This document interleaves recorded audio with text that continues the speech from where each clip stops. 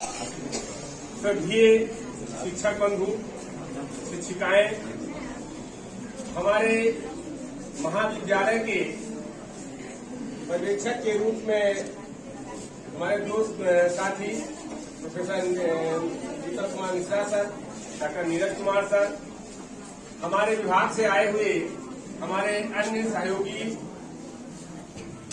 इस विद्यालय में प्रशिक्षण ले रहे हमारे प्रशिक्षु छात्राध्यापक एवं छात्राध्यापिकाएं एवं इस विद्यालय के छात्र एवं छात्राएं, बहुत ही एक अवसर ये मिलता है। जब हम तो 9 साल से लगभग इस विद्यालय के हम गुजार हैं कि हमारे विद्यार्थियों को यहाँ कुछ सीखने को मिलता है, यहाँ के अध्यापकों से बराबर सहयोग मिलता है। हम इसके लिए इस विद्यालय परिवार को हार्दिक बधाई देते हैं, हार्दिक शुभकामना देते हैं और धन्यवाद ज्ञापित करते हैं कि हमारे प्रशिक्षुओं को आप लोगों ने काफी कुछ सहयोग दिया। हमें अपने प्रशिक्षुओं से केवल इतना कहना है कि आप 1 महीना के प्रशिक्षण में जो कुछ भी सीखे हैं उसको या जो भी आपके पास ज्ञान था उसको आपने डिलीवर करने का काम किया, अपने विद्यार्थियों को देने का काम किया। क्योंकि एक चीज बहुत स्पष्ट है कि आज अगर समाज को बदलना है तो हमें अपने आप को बदलना है। हमारे उपदेश से समाज बदलने वाला नहीं, हमारे आचरण से समाज बदलने वाला है। आज समाज में देखिए तमाम तरह की बातें सामने आ रही है, सरकार भी कुछ कह रही है, समाज कुछ कह रहा है, शिक्षक कुछ कह रहा है। आज शिक्षक के सामने सबसे बड़ी समस्या ये कि समाज को बदलना, क्योंकि 1 वर्ष की योजना है तो अन्न उगाइए, 10 वर्ष की योजना है तो पेड़ लगाइए और 100 वर्ष की योजना है तो मनुष्य बनाइए। और मनुष्य का निर्माण होता है शिक्षा के द्वारा। और शिक्षा व्यवस्था किस तरह से है, शिक्षा देता कौन है? शिक्षक। और शिक्षक प्रशिक्षण किस तरह से हो रहा है, यह आपसे छुपा नहीं है, आप खूब जान रहे हैं कि जब तक शिक्षकों का प्रशिक्षण सही ढंग से नहीं होगा तब तक शिक्षा व्यवस्था सुचारू रूप से चल ही नहीं सकती है। लेकिन न समाज को और न सरकार को इस पर ध्यान जा रहा है। मूल समस्या का जड़ यही है। आज समाज में जो आदर्शता, ज्ञान शून्यता, चरित्रहीनता, भ्रष्टाचार, क्षेत्रवाद, जातिवाद, भाषावाद फैला हुआ, क्या कारण है? इस कारण की जड़ में हम नहीं जाते हैं, न हमारी सरकार जाती है। कारण यही है कि हम समाज में ऐसे लोगों को शिक्षित करके भेजते ही नहीं है। रविन्द्रनाथ टैगोर ने एक बात कहा है, हम अक्सर अपने विद्यार्थियों को बोलते रहते हैं कि a good education is not possible children unless good ideal government society. अच्छी शिक्षा बच्चों को तब तक नहीं दी जा सकती जब तक अच्छे आदर्श समाज को शासित नहीं करते। अध्यापक तो पिस रहा है, समाज में जो समाज को शासित करने वाले लोग हैं उनके बीच में अध्यापक पिस रहा है। मेरा अपना मानना यह है कि सबसे अधिक जो परिश्रम करते हैं, सबसे अधिक जो मेहनत करते हैं वो प्राथमिक विद्यालय के और माध्यमिक विद्यालय के या उच्च विद्यालय के अध्यापक करते हैं, डिग्री कॉलेज के अध्यापक नहीं करते। मेरा अपना मानना यह है कि सबसे अधिक परिश्रम इनका होता है। आज स्थिति क्या है? स्थिति समाज में उसके बाद भी अध्यापकों पे ही प्रश्न चिन्ह लगाया जाता है। क्यों? कहीं न कहीं हमारी भी कमियां हैं। विद्यालय एक कौन है?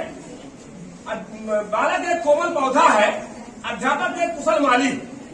तो क्या हम माली की भूमिका अदा कर पा रहे? पहले अपने गिरबान में झांक के देखें कि हमने कहीं न कहीं कमियां आई हैं। हम मखौल उड़ाते हैं।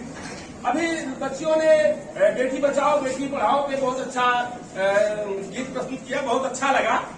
ये हमारी सरकार की योजनाएं, सरकार की तमाम योजनाएं आती हैं। जैसे मान लीजिए आपके यशस्वी प्रधानमंत्री ने कहा कि जो है अच्छे दिन आएंगे।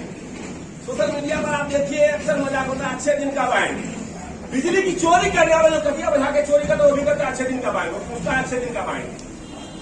सरकार से मोटी रकम लेने वाला तनख्वाह के रूप में कर्मचारी जो रोज देर से जाता है और जल्दी घर भाग के आता है, पूछता अच्छे दिन कब आएंगे। 2-2 लाख रुपए तनख्वाह लेने वाले अध्यापक जो रीडर में पढ़ाते हैं ये भी क्लास नहीं देते और पूछते अच्छे दिन कब आएंगे। सड़क पर वाला गर्दी करने वाला लड़का भी पूछता अच्छे दिन कब आएंगे। तो अच्छे दिन आएंगे कैसे? अच्छे दिन केवल उपदेश से नहीं आएंगे, अच्छे दिन हमको आचरण बदलना होगा तब आएंगे। अगर हम अपने आप को नहीं चल सकते हैं तो अच्छे दिनों की याद छोड़ दें। जाना है तो मुझे अपने आप को बदलना होगा, क्योंकि योग्य अध्यापकों का देश उज्ज्वल भविष्य का देश होता है। ऐसी स्थिति में हमें अध्यापकों के निर्माण पर ध्यान देना होगा, और जब योग्य अध्यापक जाएंगे तो निश्चित रूप से शिक्षा देंगे, शिक्षा व्यवस्था को सुचारू रूप से चलाएंगे। कहावत है कही कि अगर किसी देश को, किसी खेत को संभालना है तो 1 साल 2 साल पहले उसके निराई गुड़ाई या मिट्टी पर ध्यान दिया जाता है, और अगर किसी देश को संभालना है तो उनके उन बच्चों पर ध्यान दीजिए जो पहली बार विद्यालय आ रहे हैं, और जो पहली बार विद्यालय आ रहे हैं उनको संभालने की जिम्मेदारी हमारे प्राथमिक विद्यालय के अध्यापकों पर है, हमारे माध्यमिक विद्यालय के अध्यापकों पर है, या प्लस 2 विद्यालय के अध्यापकों पर है। सबसे ये करते हैं, लेकिन क्या सरकार इनके ऊपर ध्यान दे रही? क्या सरकार को इसकी चिंता है? नहीं है। तो ये कितनी बड़ी विडंबना है कि कोई भी देश अपने अध्यापकों के स्तर से ऊपर नहीं उठ सकता, इस बात को जानते हुए भी योग्य अध्यापकों का देश उज्ज्वल भविष्य का देश होता है, इस बात को जानते हुए भी आज हमारी सरकार या समाज अध्यापकों के स्तर को ऊंचा उठाने से अपने आप को विमुख पा रही है, नहीं कर पा रही है। मेरा अपने प्रशिक्षुओं से आग्रह है, फिर भी आप जिस चीज के लिए प्रशिक्षण ले रहे हैं, पढ़ाने के लिए, शिक्षक बनने के लिए, फिर भी समाज आपको उच्च स्थान दिए हुए। आज समाज में जितनी भी अराजकताएं हैं उसमें भी अध्यापक को सर्वोच्च स्थान प्राप्त है, और उस सर्वोच्च स्थान को आप बरकरार रखें। कर्तव्य निष्ठा और ईमानदारी से अपने कार्यों का संपादन करें।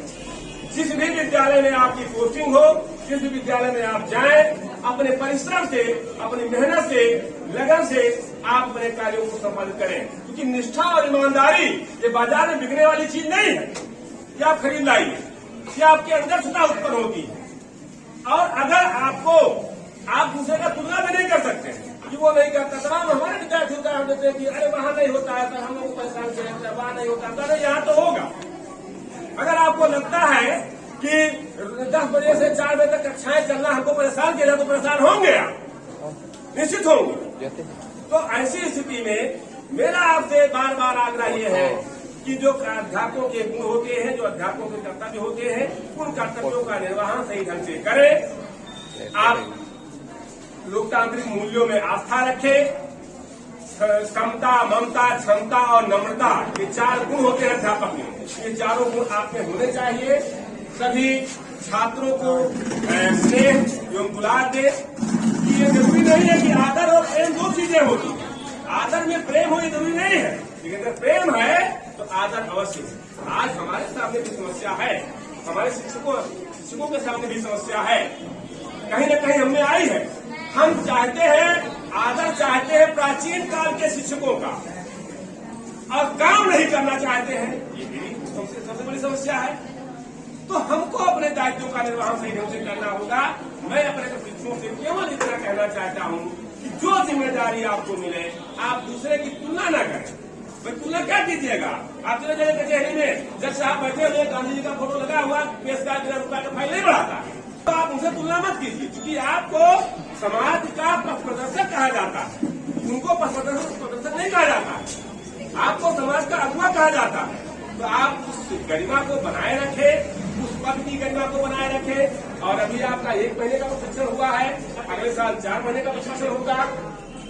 इस प्रशिक्षण को आप बेहतर ढंग से करें और कर्तव्य निष्ठा और ईमानदारी के साथ अपने दायित्वों का निर्वहन करें। अंत में मैं केवल इतना कहना चाहता हूँ कि पूर्व जन्म के कर्म रहे कुछ, पूर्व जन्म के कर्म रहे कुछ, जो हमको ये मान मिला और करने को शिक्षण कार्य मिला, रहने को हिंदुस्तान मिला, रहने को हिंदुस्तान मिला। मैं अपने वाणी को ध्यान देते हुए इतना कहना चाहता हूँ कि आप अपने शिक्षण के माध्यम से इस समाज को, इस देश को सुंदर बनाएं और इस बिहार को सुंदर बिहार बनाने में अपने महत्वपूर्ण भूमिका अदा करें। बहुत बहुत धन्यवाद आप लोगों को। बहुत बहुत धन्यवाद।